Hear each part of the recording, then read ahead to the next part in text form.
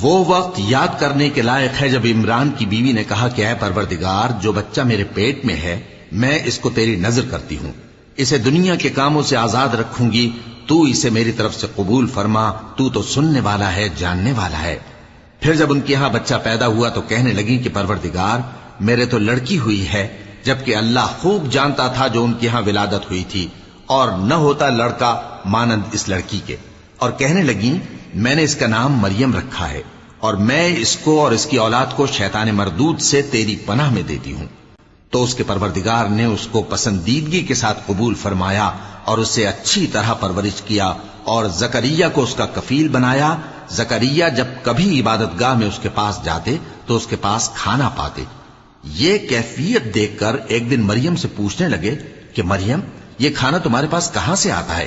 وہ بولی کہ اللہ کے ہاں سے آتا ہے، بے شک اللہ جسے چاہتا ہے بے